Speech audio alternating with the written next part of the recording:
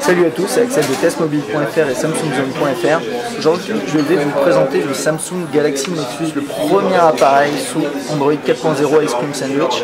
Et petite info sur le prix, c'est un appareil qui sera commercialisé à 579 € nu, à 109 € avec forfait chez SFR avec une ODR de 100 €, ce qui mettra à 9,90 €. C'est quand même un prix super agressif au lancement. Et on va attaquer l'appareil que vous voyez pas très bien. C'est vrai que là c'est un appareil complètement noir et ça fait penser quand même au Nexus S de face, mais vous verrez que de dos c'est assez différent. Donc qu'est-ce qu'on a ici? On a un grand écran 4.65 pouces Super AMOLED HD, donc c'est un écran 720p. En haut on a une caméra pour la visio, capteur, luminosité, proximité. Okay. En bas, j'arrive pas à faire le focus, mais de toute façon il n'y a pas grand chose à voir puisqu'il n'y a pas de bouton physique, il n'y a pas de bouton sensible, puisqu'on est sous Android 4.0, vous le verrez après. En dessous, micro USB et jack 3.5. Sur le côté droit, un bouton on-off verrouillé déverrouillé. Et là on a 3 petits connecteurs, ce sera pour brancher des appareils comme des docks ou des supports pour la voiture. C'est des accessoires qu'on n'a pas encore eu l'occasion de voir. Ici, un bouton pour le volume, et c'est à peu près. Vous voyez la tranche, c'est du plastique bien dur, et une finition quand même bien meilleure que sur le Nexus S, je trouve. Et à l'arrière, qu'est-ce qu'on a? On a une sorte de plastique soft touch qui est un peu proche du caoutchouc, c'est assez fin, c'est quelque chose que j'avais jamais vu. Ça ressemble un petit peu à ce qu'on a sur le Galaxy Ace, mais en plus agréable. Donc vraiment sympa. Et ici dans une couleur grise, c'est quelque chose de plutôt original pour un appareil de la série Nexus. Appareil photo 5 mégapixels avec son flash. Voilà, vous le voyez ici avec un léger relief, mais vraiment léger. Et ici une petite bosse derrière, donc qui fait un peu penser finalement à ce qu'on a sur Galaxy S2, Galaxy S1. Okay. Et sur le haut, on n'a rien, c'est un haut qui est plutôt fin. Je sais pas si j'ai les tailles sous les yeux. Ouais, il fait 8,84 mm d'épaisseur. Donc j'imagine sur l'endroit le plus gros, donc à savoir la bosse derrière. Donc plutôt ici. Ah oui, effectivement, ici par là. Et c'est vrai qu'ici on doit être encore bien plus bas, donc c'est assez sympa. Je l'ai mis dans ma poche. On le sent pas du tout, c'est ça qui est bien. Il a un grand écran, mais c'est comme la Note finalement. C'est des appareils qui sont grands, mais qui sont très fins. Ok, on va passer rapidement à l'interface et moi je vais avoir l'occasion de toute façon de le tester prochainement. Donc si vous avez déjà vu ma première vidéo où je vous fais une petite démo de l'émulateur Ice Cream Sandwich, vous ne serez pas perdu, ça va être très rapide. Alors vous avez vu le petit effet TV. Ok, ici vous pouvez passer directement à l'appareil photo si vous avez envie. Voilà. Et là vous voyez les points, c'est comme sur Nikon, ça remplace les boutons, voilà, qu'on va s'afficher ici pour pas se gêner visuellement. Et ici on peut passer à droite et déverrouiller. Voilà. Ça c'est classique mais c'est plutôt bon. Ok.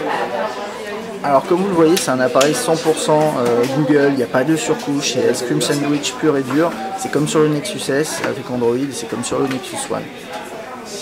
On se rapproche un peu plus de Nikon ici, donc avec un design qui fait plus penser à ça.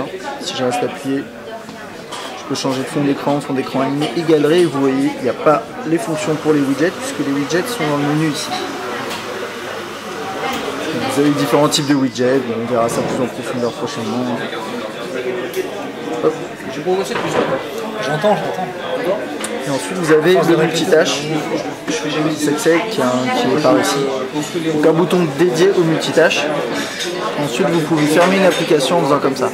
Ça c'est très sympa, ça fait un peu penser à WebOS dans ses bons côtés.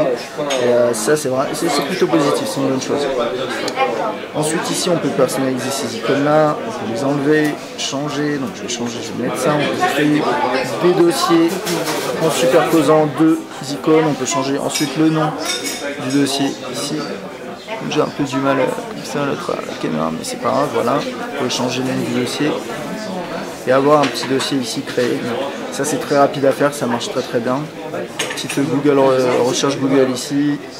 Et une chose à savoir, c'est qu'avec Android 4.0, Google a changé vraiment de façon profonde son interface avec pas mal d'éléments. Donc je vais vous montrer ça par exemple dans tout ce qui est, je sais pas, SMS, voilà.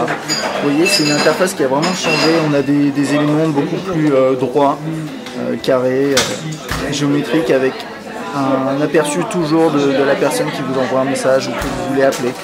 C'est vraiment une grosse nouveauté, mais ça ressemble pas mal à Unicom quand même. Donc on a ce genre de choses.